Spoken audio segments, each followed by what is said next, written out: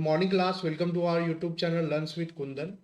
तो जैसा कि आपको थंबनेल में दिख रहा है कि ट्रंप द्वारा अधिक टैरिफ लगाने के वादे के कारण व्यापार युद्ध और बढ़ गया है।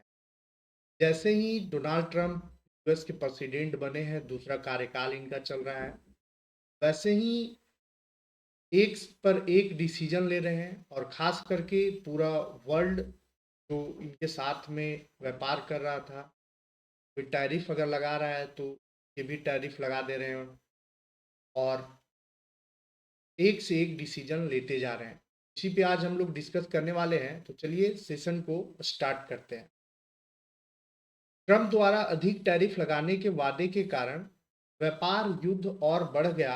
अमेरिकी राष्ट्रपति डोनाल्ड ट्रंप ने अमेरिका में प्रवेश करने वाले स्टील और एल्यूमिनियम पर आयात कर लगाने के अपने नवीनतम कदम के बाद यूरोपीय संघ, जिसको हम लोग ईयू कहते हैं, और कनाडा से प्रतिरोध प्रतिशोध के बाद और अधिक टैरिफ लगाने का वादा किया है।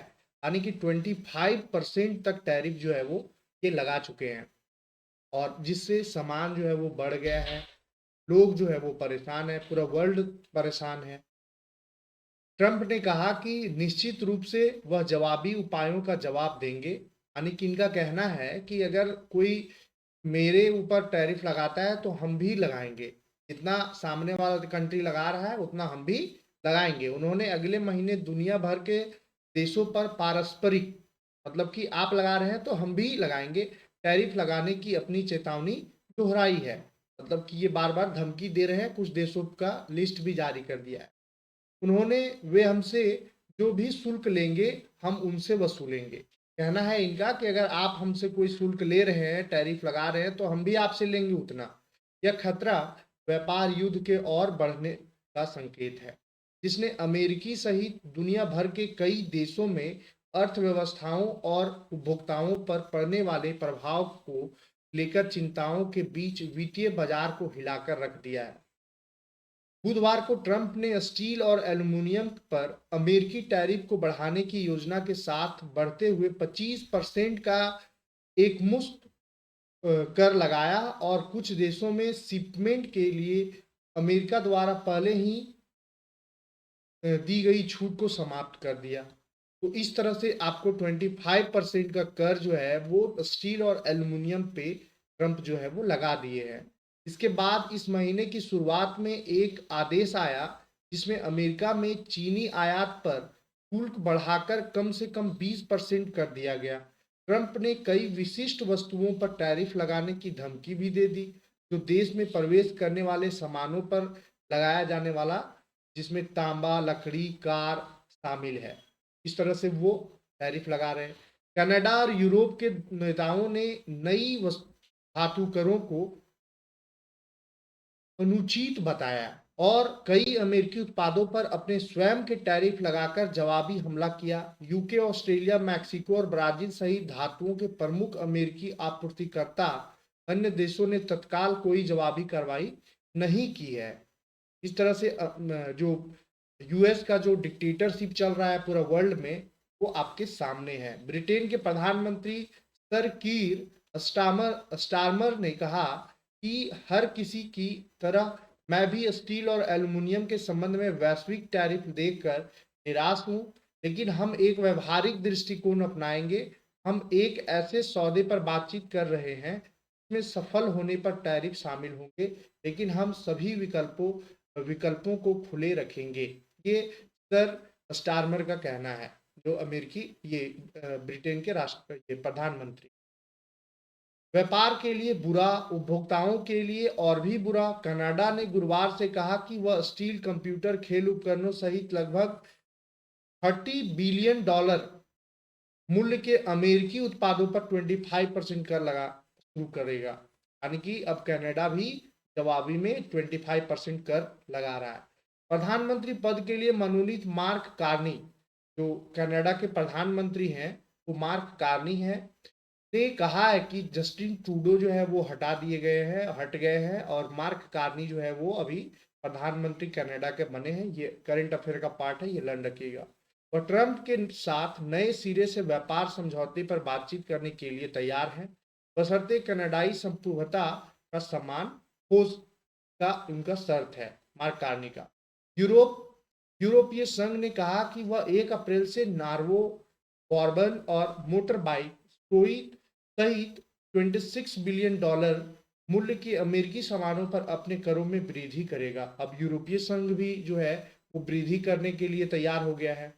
टैरिफ कर वे व्यापार के लिए बुरे हैं, उपभोक्ताओं के लिए और भी बुरे हैं। उन्होंने चेतावनी दी कि आर्थिक व्यवधान नौकरियों को दांव पर लगा देगा और कीमतें बढ़ जाएगी। इस तरह से पूरा वर्ल्ड जो है वो तबाह हो जाएगा। किसी को भी इसकी जरूरत नहीं है। दोनों पक्षों में, ना यूरोपीय संघ में और ना ही संयुक्त राज्य अमेरिका में, ट्रंप ने कहा था कि वे लंबे समय में अमेरिकी स्टील और एल्युमिनियम उत्पाद को बढ़ावा देना चाहते हैं, लेकिन आलोचकों का कहना है कि तत्काल अवधि में धातुओं के आयात पर करों से अमेरिकी उपभोक्ताओं के लिए कीमतें बढ़ेगी और आर्थिक विकास में बाधा आएगी। रॉयटर्स द्वारा देखे गए एक पत्र के अनुसार क्वेकर ओट्स और गोल्गर्स कॉफी सहित प्रमुख पैकेज्ड खाद्य निर्माताओं ने ट्रंप से कोको और फलों जैसे आयातों पर टैरिफ से लक्षित छूट के लिए कहा। पेप्सिको, कोनार्गा और जेएम स्मकर ने भी राष्ट्रपति से पत्र में अमेरिकी स्रोतों से उपलब्ध नहीं होने वाली सामग्री को छूट देने का अनुरोध किया, जिसे व्यापार समूह कंज्यूमर ब्रांड्स एसोसिएशन द्वारा भेजा गया था। इस तरह से सभी को इनसे रिक्वेस्ट कर रहा है। कॉफी, जेई, कोको, मसाले, उष्णकटिबंधीय फल, टीन, मील, स्टील कुछ खाद्य और घरेलू सामानों के लिए उपयोग किया जाता है। घरेलू रूप से अनुपलब्ध के रूप में सूचीबद्ध आयातों में से रॉयटर्स ने बताया, आयात करों से स्टील और एल्युमिनियम की मांग में भी कमी आने की उम्मीद है, जो अमेरिका में नहीं बनता है।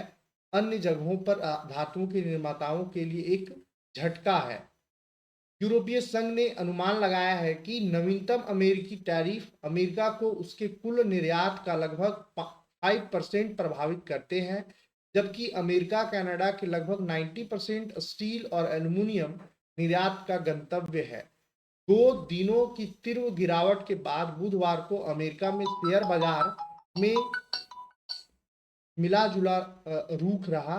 डॉ 2% नीचे बंद हुआ, जबकि S&P 500 लगभग 0.5% ऊपर बंद हुआ और नेस्डैक 1.2% उछला। इस तरह से शेयर बाजार भी, अमेरिकी शेयर बाजार भी क्रैश हो चुका है। आयरिश प्रधानमंत्री ताओसीच माइकल मार्टिन के साथ व्हाइट हाउस में उपस्थित में ट्रंप ने कहा कि वह अपने व्यापार संघर्ष से पीछे हटने की योजना नहीं बना रहे हैं। उन्होंने कहा कि वह यूरोपीय संघ की व्यापार नीतियों से खुश नहीं है। उन्होंने एप्पल पर लगाए गए कानूनी दंड और नियमों के बारे में चिंताओं का हवाला दिया, जिनके बारे में उन्होंने दावा किया कि वे अमेरिकी कृषि उत्पादों और कारों को नुकसान में डालते हैं। उन्होंने कहा वे वही कर रहे हैं जो उन्हें शायद यूरोपीय संघ के लिए करना चाहिए, लेकिन इससे दुर्भावना पैदा होती है। यूरोपीय कारों पर टैरिफ लगाने की अपनी धमकी को दोहराते हुए उन्होंने बाद में कहा, हम वित्तीय लड़ाई जीतने जा रहे हैं। ये अमेरिकी राष्ट्रपति का बयान है। तो इस तरह से आप समझिए कि पूरा वर्ल्ड जो है वो एक दूसरे से जुड़ा हुआ है। ग्लोबलाइजेशन का फायदा उठा रहा था। पूरा वर्ल्ड एक दूसरे से कनेक्ट होकर के व्यापार कर रहा था। एक सबकी बाजार बन चुका था। पूरा वर्ल्ड जो है वो बाजार बन चुका था, कनेक्टिविटी हो चुका था, और उसमें टैरिफ का खेल चलने लगा। और टैरिफ का खेल जो है, ऐसा ना हो कि पूरा वर्ल्ड जो है वो तबाही मचा दे, आर्थिक तबाही मच जाए पूरा वर्ल्ड में। क्यों ऐसा कह रहे हैं? क्योंकि आप देख रहे हैं कि एक तरफ रूस, रसिया जो है वो लड़ाई लड़ रहा है बहुत दिनों से, 2-3 साल से लड़ाई लड़ रहा है वो। दूसरा कि आप इंडिया में आप देख रहे हैं कि शेयर मार्केट जो है वो क्रैश है, और आप ये भी देख रहे हैं कि अमेरिकी जो शेयर बाजार है वो भी धीरे धीरे नीचे आ जा रहा है, क्रैश ही हो गया है। ऐसा ना हो कि रिसेशन झेलना पड़े पूरा वर्ल्ड को। ये सब देखते हुए विचार करना चाहिए। धन्यवाद।